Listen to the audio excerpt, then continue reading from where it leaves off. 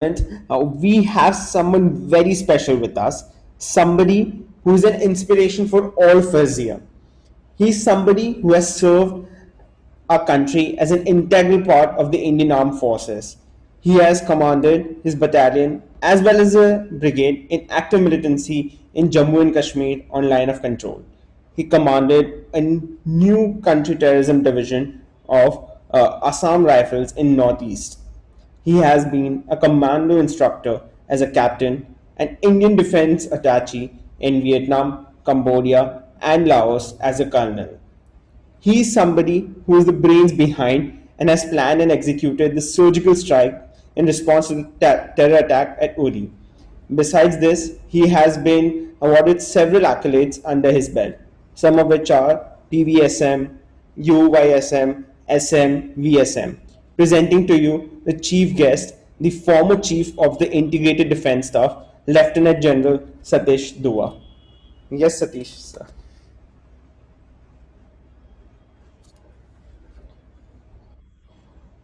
Thank you.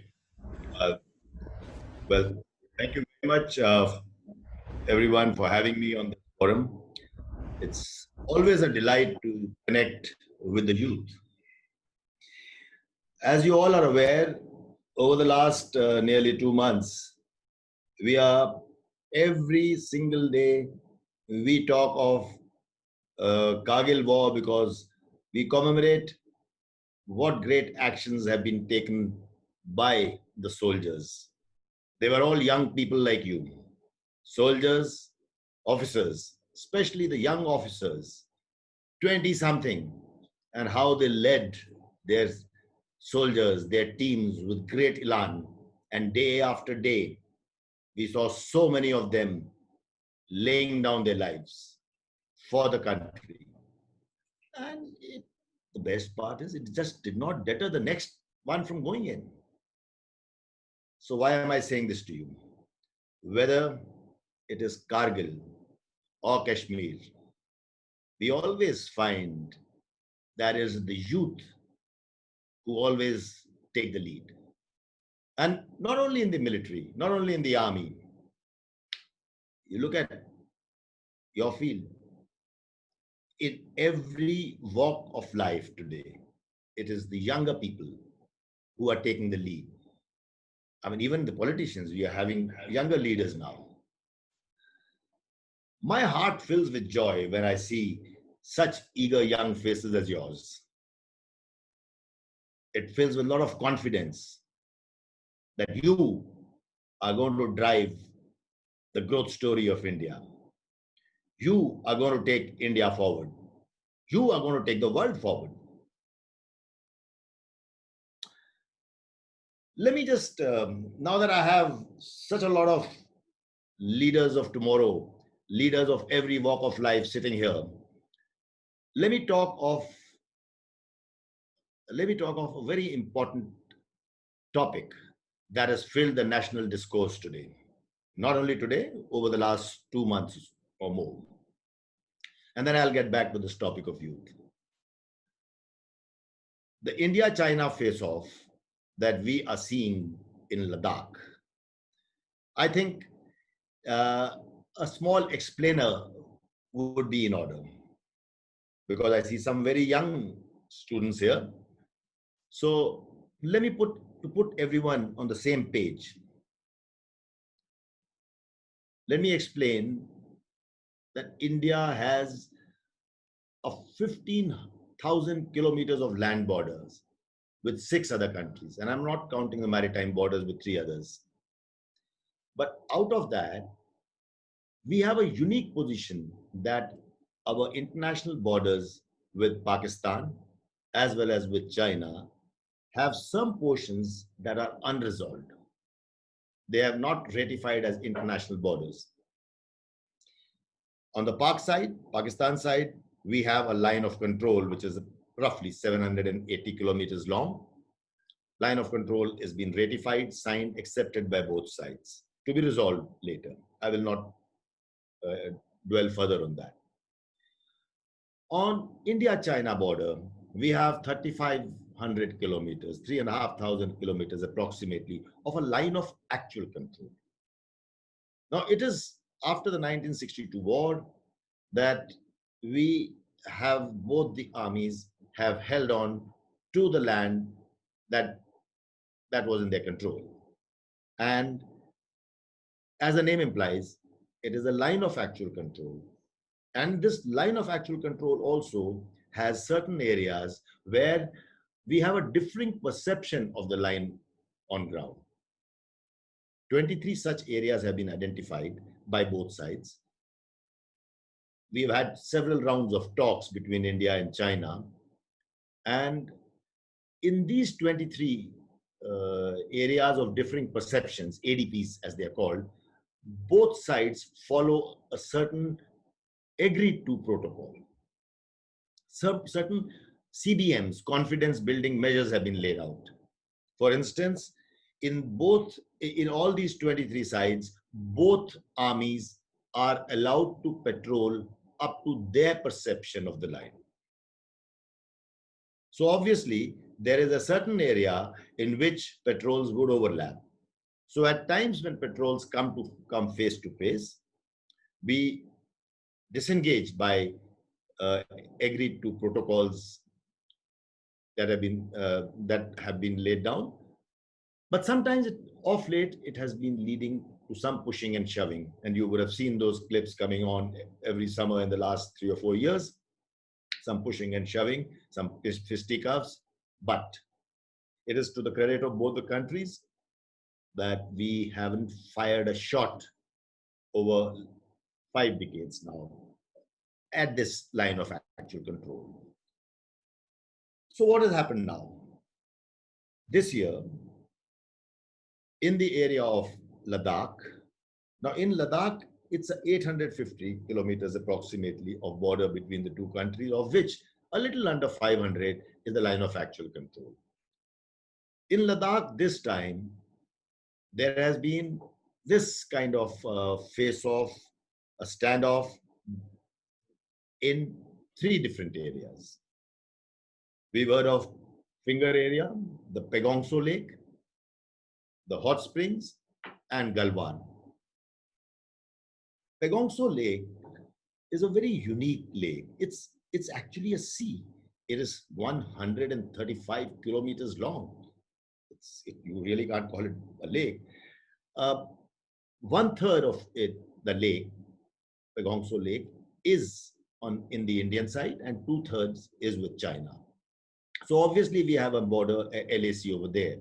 And it is that area when you hear of the words finger 4, fingers 5, finger 8. So fingers are the spurs of the mountains that are coming down into the bank of the lake. It is there between finger 4 and finger 8 that area of differing perception lies. It is there that our troops have had these face-offs earlier years also. Similarly, there is another place at Hot Springs, further up to the north. And then beyond that, further to the north, short of Depsang Plains, there is a place called Galwan. Now, you've all heard of Galwan. Interestingly, Galwan is not one of the 23 agreed to areas, the areas of differing perceptions. So why have the Chinese side or the Chinese army started raising an objection about Galwan this time? As you would have gleaned from the news, if you watched any of the TV debates, Galwan River is flowing roughly, approximately from east to west. And it enters, where it enters India, after that it flows into Shyok River. Where it flows into Shyok River, around that place, we have a road that Shyok is roughly north-south, and an important road that goes up northwards towards a base, air base called DBO, Daulat Beg Oldi. It's a strategic airbase for India because it's the highest airbase from which can help our logistics and build up in the military. apart from serving the sparse population that lives in that area. So Pakistan, I beg your pardon. So China has started objecting to the road.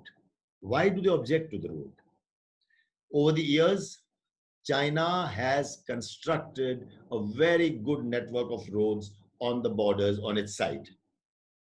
But India, for different reasons, I will not expand the discussion now. For different reasons, we did not construct our roads earlier. Somewhere in 2003, we started this thought very actively. And the road construction work was started to improve our mobilization, that is, mobilization of the military on the borders. As our roads is worried that the mobilization differential will narrow. That means we will also be able to mobilize faster on the borders. Therefore, their objection. Therefore, this vicious thing that we've seen at Galwan this time, because while shots have not been fired, it is also for the first time that there have been fatal casualties on both sides, Indian as well as Chinese. Chinese side is not likely to officially accept it. They have an issue with loss of face, etc. Be that as it may, we have given full honors to those fallen comrades who gave up their lives to defend the borders, to safeguard the territorial integrity of the country. Right. Having said that, what is happening now? What is happening now is that several levels of talks have taken place. And I must also tell you that why both countries have been able to manage without firing a shot for so many years, because we have a very good mechanism of talks. We have military level talks, we have diplomatic talks. In the military, we have different levels of talks. A colonel level talk, that is a battalion commander, a brigade commander, a brigadier level, major general. And this summer, for the first time, we've had the lieutenant general level talks, where our co-commander in Ladakh has has taken part in these talks. So what is happening now? We have the protocol, I beg your pardon, the talks that have taken place between both sides have agreed that both sides will disengage and go back. Now, disengagement is a very slow process. It becomes worse because we've already had fatalities, passions are aroused, and tempers are frayed. Temperatures may be cool over there, very cold, but the tempers are not. So, what happens in disengagement? Painstakingly, all steps are laid down. You must have heard in the news a couple of days ago, the lieutenant general level talks, it took 14 hours. Previously, the lieutenant general level talks lasted for 11 and a half hours. So every step is decided and written. For instance, if it is decided that this side will remove this tent from here, thereafter, the other side will remove that structure from there, from another place. So this is all laid down. When they report that we have removed the structure, they have 3 days to verify. How do you verify? For instance, you have UAVs taking pictures. The other side also shares pictures that they have removed them. Once we are convinced, report to the headquarters. Thereafter, a verification patrol is sent. And the patrol would verify that, yes, on ground, the thing has been removed. Then you come back and then you start doing your part of the bargain. What was the next step? And so on, it continues to go on. Don't forget, everyone is talking through interpreters. So if there is a discordant note, it takes so much longer. On the 15th of June, that bloody night in Galwan, that was also a verification patrol. When things turned ugly, a disagreement sparked something else, and then we've had casualties on both sides. Thereafter, everything was put on hold. Passions were aroused and tempers were frayed. So that can happen. That can happen in a moment. So it will require a lot of adroit handling on the part of leaders. It will require maturity on the part of soldiers and all those involved to disengage. So that is why it's going to take a very long haul, certainly this entire summer, if not more. Now, before I come to the Prime Minister's visit in the end, what are the options for us, for both China and India at this moment? As far as we are concerned, if we know, and we said it, that Galwan was not even one of those 23 areas. Galwan, by their own claim line of 1960-61, is a part of India. There is no reason why they should be looking at Galwan. And I've already told you the reason why they're looking at that road. Okay. So what are the other options? It requires a whole of nation approach. Military is prepared. Military is prepared to defend itself. Military is prepared to evict a portion militarily if need be. But is the nation ready? Are we ready to enlarge it into a war? We need all of a nation approach. We also perhaps need the diplomatic element of power to kick in. We also have to have the financial aspects of that as an instrument of a national policy to kick in. And we also perhaps, this is the time to make groupings with other nations which think similarly, which have similar issues with China. And so that diplomatic and international pressure can be brought to bear on China. And this is not the only issue, because we are seeing there are some issues that they're having in South China Sea, they're having issues in Hong Kong, they're having issues in Xinjiang. So they have, and they're going through a trade war with the US. They are also, and this, when the whole world, including China in a very big way, is battling a corona crisis at home and abroad. So with all this, these are our options. What India has done in the last few days, we have banned all the Chinese apps. That's a very strong diplomatic as well as financial message. We have announced that we will restrict their participation in our communication sector. A couple of companies have been named. India has announced that they will not participate in any road construction infrastructure works in which Chinese firms do participate with enthusiasm. So all in all, these are the steps India has taken. Some more steps are being considered. So what did Prime Minister's visit do yesterday? The Prime Minister's visit was, first of all, a morale booster for the Indian Army, for the Indian Armed Forces, and also for the whole nation. When the leaders go and stand with the soldiers on front line, it raises their morale sky high. Everybody is willing to do whatever it takes to defend the country.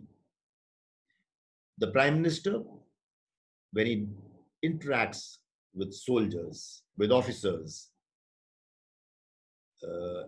in the field, he gets an unfiltered access, an unfiltered view and insight into what has happened there. I think that is very important. He also sends a strong message. His visit sent a very strong message to the country, because a lot of people have been within the country also. There's a discourse that this should have been done or that should have been done. So he silenced the critics, apart from raising the morale of the forces, and he sent a very strong message to the world that this is what we are prepared to do. And most important, his strong message to the other side, that we want to give peace a chance. We want to continue talking. We want to continue disengaging. But if the push comes to shove, we are prepared to do anything. He said it in so many words. We are prepared to do anything, to do what is in our national interest, to safeguard the territorial integrity of our borders. So, dear friends, this is what has happened in China, Indo-China face-off in Ladakh. And I would like to leave you with one thought. Over the last 2 months or more, I have been watching social media go berserk. I have been on several TV debates myself, and we see views and counter views. So, to you, all you young people, I'd like to leave with a thought. You all need to be discerning. Be discerning. What does that mean? You will get a, a plethora of views, opinions, attitudes. You will get an overload of information. You are in an age. You all, you type one thing that you want to know, one word on Google, and it gives you millions of sites. You are in an age of information overload. So you have to be discerning. Google can give you quick answers, but if you are discerning, you will be able to make out what between what is right or what is wrong. Well, that may be a point of view, but you should be able to make out what is fake news, what is incongruous. So your generation will have to develop the ability to do that. As you grow up, if you are conscious of this, you will be able to do it. And I'm very fond of ending a talk with the youth. Today, I am not able to see all of you on your face, but when I go to colleges and universities and give talks, I'm very fond of giving a talk and ending with this. And let me end with that, despite the fact that I cannot see you face to face, digitally so. I have had many students, many young people walk up to me and say, "Sir, I want to join the army and I want to do this and I want to serve the country."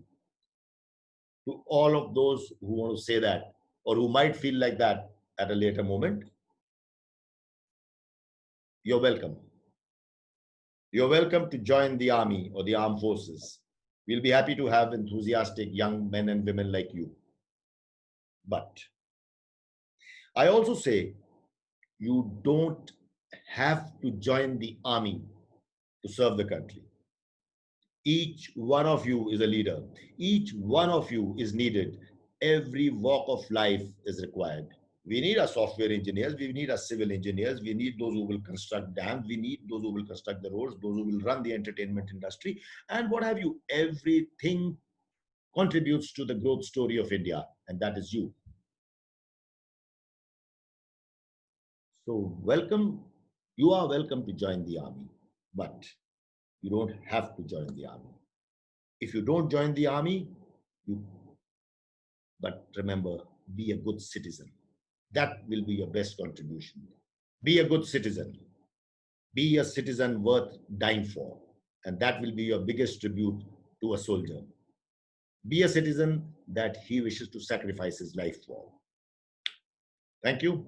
And now I will take on some questions. I believe the questions are already here. Do you have the questions? Yeah. The first question, do you have the names? Okay. Okay. What was your reaction when you were called to duty after? What was your, okay, I will read out the question. Sir, what was your reaction um, when you were called for duty after Uri attack, and how did you strategize the surgical strikes? How close was it to the movie? Can I not answer the last part? How close it was to the movie?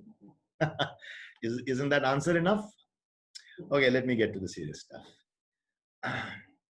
What was your reaction when I was called to duty? No, sir. There was no reaction. I was woken up. 18th September was a Sunday, the darkest Sunday of my life. I was woken up by a phone call. I think it must have been around 5 or a little earlier. To tell me that there has been an attack, a suicide attack on the Uri garrison. And after some time, the next one said, we've lost so many soldiers. Then came the next news, we've lost so many more. The firing is on. So it was not that I'm reporting for a duty. I don't blame you to if you could not understand. So understand the context. I get the news that this has happened. And then slowly the death toll keeps going up. My heart keeps sinking. These are my boys, my soldiers. I lost 18 soldiers on my watch. So many of them were younger than my younger son. They were my boys. And I went to Uri. I took a chopper, went to Uri, saw the fires raging. That day, now your question about strategizing for the surgical strike, that very day, the defense minister landed up. And I remember the defense secretary, when he rang me up, he says, defense minister will arrive in the afternoon by so and so time. And I said, why today? You can imagine, I was going through the operations in Udi. I'm going through, they're deciding about how the cremation or the honor guard ceremony will take place next day. We have to inform the families. The governor and the chief minister and everyone is calling me. Delhi is calling me. There are so many things going on. And I can't have a defense minister coming on me. The army chief was already in the air. He was already en route. But some good did come out of it. When the defense minister came, he wanted to go to Uri. Then we could not go take him to Uri because of obvious security reasons, and we briefed him. And this pain that we had, this pain of the death of the soldiers, my soldiers wanted revenge. The nation was anguished against this terrorism that was sent across from Pakistan. We decided to turn this pain into an opportunity. We got clearance for doing that strike 10 days later, which is now known as surgical strikes. We haven't given this name. Army has not given this name. I certainly didn't. But then that's the name that is stuck. Okay, next question. Is having a war with China at present a better option for India? No, sir. War is never a good option. If you all are surprised to hear a general speak like this, remember, we want to make our army strong. We want to make our nation strong, not to wage war. We want to make our army strong to make sure that there is no war. If you are a strong nation with a strong army, no one will dare to look at you with adversarial eyes. War, sir, is not an option. We should not have a war. I mean, war, if we are pushed to it, we are prepared for it. You all are too young. You have not seen a war. The last war was in 1971. Kargil was not a war. When I say it was not a war, it was happening there in J&K. I was also on the line of control then. But the whole country was not at war. During war, all your freedoms get curbed. National emergency is declared. Everything becomes so much more expensive. All the aircrafts and railway trains will be commandeered by the army. You will not have movement of freedom. You will have to start paying extra cess, extra tax on everything. It will set the country back. It will set the country back by 10 to 20 years. War is not a pleasant thing to happen. A short war will set you back. I have seen war. We've seen it as kids also. My father was in the Air Force. We've seen those blackouts. We've seen how air raids go right up to Agra. So there can be collateral damage anywhere. I think war is not what we want. We want to give peace a chance. And let's hope we are able to do that by the whole of nation approach that I told you, with combining all other instruments, all other elements of power that a nation can muster. Next question. Let me read this. Sir, do you think China's aggression towards Galwan is a plan of aggression towards Tibet, Hong Kong? Now, whoever's asked this question, I wish I had the names, you need to really brush up your geography. Hong Kong is not this side. So towards Galwan is aggression towards Tibet. No, Tibet is today under China's control. So we'll leave it at that. Yes, but China's aggression toward Galwan is because of this important road that goes to DSDBO. To that extent, if you meant that, you're right. Also, this from I beg your pardon, from DBO, Daulat Beg Oldie, the Karakoram Pass is just 12 kilometers up north. That is the importance of DBO. The Uri surgical strike was never called a success from the Pakistani side. They have always said that Indian soldiers just shoot at shot at empty spaces. Is it true?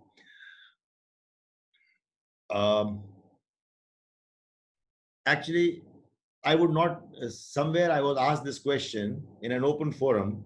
There was press and media present, and someone who asked me this question. My reply was, I will not even dignify that with an answer. But here, let me just explain to you. What can the Pakistan army say? They've lost, they haven't lost soldiers, but right under their noses, between their posts, we went inside a few kilometers, we knocked off terrorists. They've had a couple of soldiers as casualties. That only shows the nexus. But when you lose so many soldiers, the count is not so important. Whether it was 38 or 68 doesn't matter. We went in, we did it. What do you expect them to say? And they did not come to know, or they could not even react. They did not cause a single casualty. So, how can that nation accept it? The Pakistan army is a very strong element in Pakistan polity and their dispensation.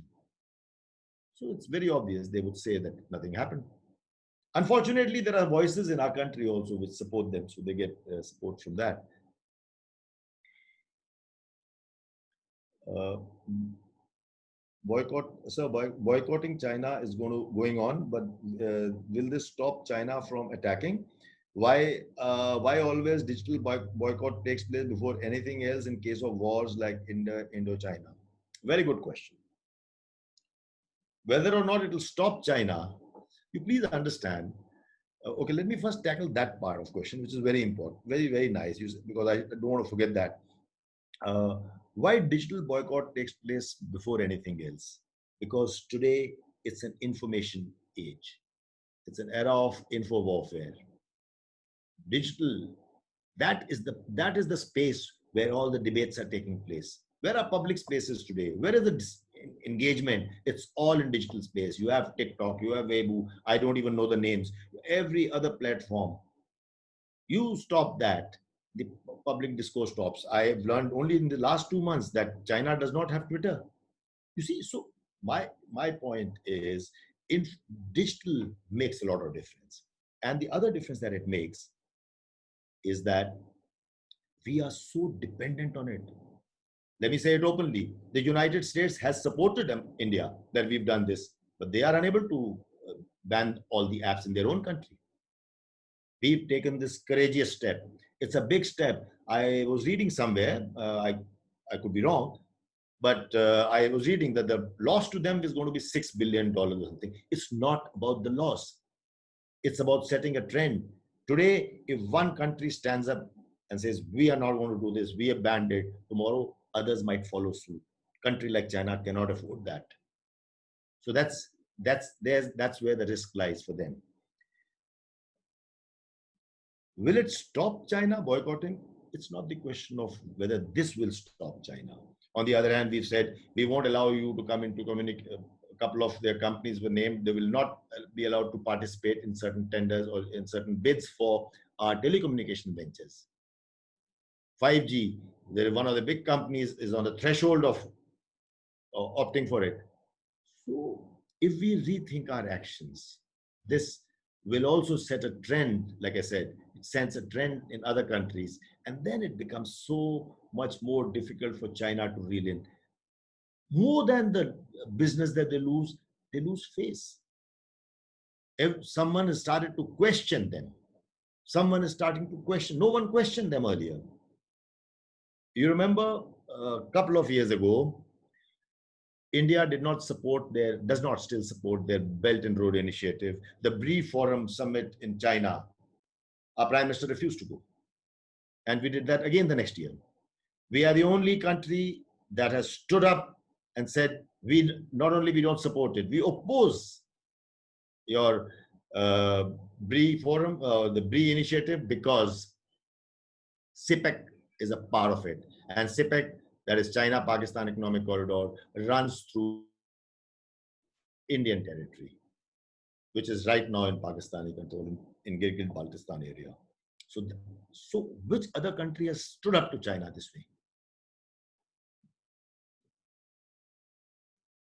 So could you please, next question, sir, could you please explain the threat posed by PLA Navy in Indian Ocean, namely Chinese port in Pakistan and Sri Lanka? Okay. So China is creating assets it is trying to, should I say, draw a ring around our country, Sri Lanka, Pakistan, others around Indian Ocean. Why? Because the trade that passes through the Indian Ocean into the Indo-Pacific, 60% of their trade, the energy needs are met from here, or more than 60%, I think. And this is it's an important artery that goes for them. They are building up this port in Gwadar to have a access to a warm water port as an alternate from Gwadar along the uh, road to Karakoram highway, the CPEC corridor that I spoke about, and then so that they have an alternate if this route is blocked. Coming back to your question of Indian Ocean, so they want to have a presence in Indian Ocean because they feel that their fleets will be vulnerable, if not today, then tomorrow. They also want to assert themselves in Indian Ocean because Indian Ocean, even by name, shows how strategically India is located in this ocean. Incidentally, you would be all. It will be interesting for you all to know there is only one. There is only one ocean in the world that is named after a country, and that is Indian Ocean. So their efforts are on to somehow leverage their presence to have a bigger and a better say in Indian Ocean. But then remember that this is in our backyard, and this is where we should be in a stronger position. Yeah. So do we have more time? Where do I go? Okay. You can take one more. I can take one more question. All right. Let me just see. Just a minute. Yeah. Okay. So the last question that I would take is, I'm sorry, I don't have your name, but it says, and it's a very nice question. Sir, as I'm representing UN Women, my question is that at what rate now we can see women participating in the army? Good question. Women in the Indian Army are a great asset. It's been only over 2 decades that women have started, or we've had women join the Indian Army, other than the medical doctors and nursing staff. But the women officers in the Indian Army, in fact, I'd say Indian Armed Forces, because Navy and Air Force also have women officers. Women officers take part. In fact, let me just go to the selection process. The selection process and their training, there is very little, if at all, any difference through their training rigors. So we are very proud of women officers who participate in various activities. Yes, there are some limitations. We do not have women officers in combat arms. And we don't have women officers in combat arms in several armies.